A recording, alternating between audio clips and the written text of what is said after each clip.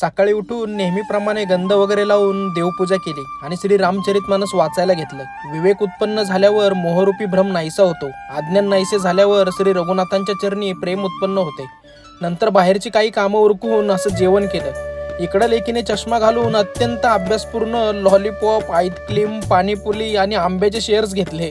नंतर झोपेतून उठल्यावर छान छान गंध पावडर लावून आम्ही सगळे नवी मुंबईतील वंडर्स पार्क येथे गेलो.